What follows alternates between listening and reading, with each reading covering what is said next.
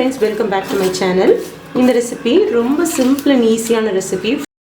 எல்லா விதமான வெரைட்டி ரைஸ்க்கும் இது சேர்த்து சாப்பிடலாம். அவ்வளோ நல்லா இருக்கும். வாங்க இந்த ரெசிபி எப்படி செய்யறதுன்னு பார்க்கலாம். கிழங்கு எடுத்துருக்கேன்.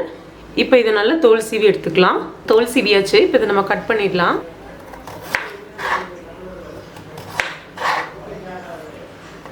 நான் இந்த மாதிரி கட் பண்ணிக்கிறேன்.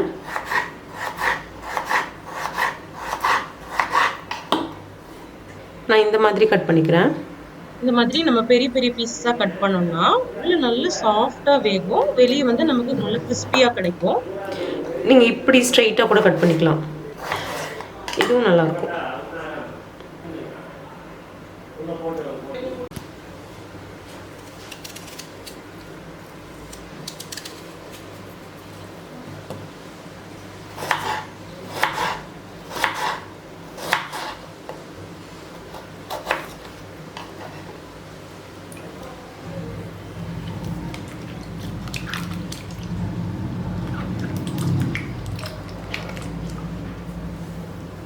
ரெண்டுலேருந்து 3 டேபிள் ஸ்பூன் தேங்காய் எண்ணெய் சேர்த்துக்கலாம். கடுகு 1 டீஸ்பூன் கடுகு சேர்த்திருக்கேன். கடுகு நல்லா பொரிஞ்சதும் கருவேப்பிலை சேர்த்துக்கலாம். கருவேப்பிலையும் நல்லா பொரிஞ்சதும் ஒரு 10 பல்லு பூண்டை இப்படி பொடியாக நறுக்கியிருக்கேன், உள்ள சேர்த்துக்கலாம்.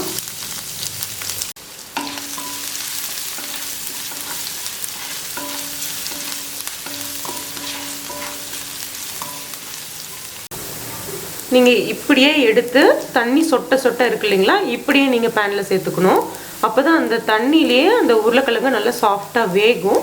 வெந்ததுக்கப்புறம் நம்ம நல்லா ட்ரை ரோஸ்ட் பண்ணி எடுத்துக்கலாம். இப்படியே எடுத்துக்கோங்க.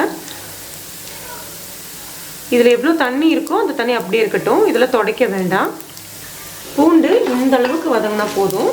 ரொம்ப வதங்கிடுச்சுன்னா உருளைக்கிழங்கு ரோஸ்ட் ஆக ஆக பூண்டு வந்து கருகி போயிடும். இந்த அளவுக்கு பூண்டு வதங்கினதும் உருளைக்கிழங்கு சேர்த்துடலாம்.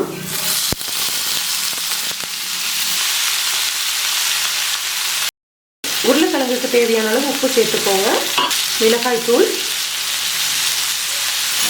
இதெல்லாம் நல்லா ஒன்றா கலந்து விட்டுடலாம். இதை மூடி வச்சிடலாம். ஒரு 2 நிமிஷம் இதை நல்லா வேகட்டும். நடுவில் இதை கலந்து விட்டுக்கலாம்.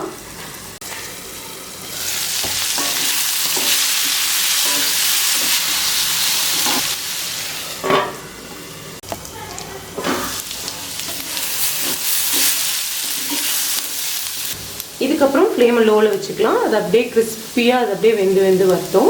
நல்ல கிறிஸ்பி ஆயிடுச்சு. சூப்பராக ரெடி ஆயிடுச்சு பாருங்கள். நல்ல கிறிஸ்பியாக இருக்கும். உள்ளே பார்த்தீங்கன்னா நல்ல சாஃப்டாக இருக்கும். டேஸ்ட்டும் சூப்பராக இருக்கும். இது குழந்தைங்களுக்கு வந்து ஃப்ரெஞ்ச் ஃப்ரைஸ்ன்னு சொல்லி கூட நீங்கள் செஞ்சு கொடுக்கலாம். ரொம்ப நல்லாயிருக்கும்.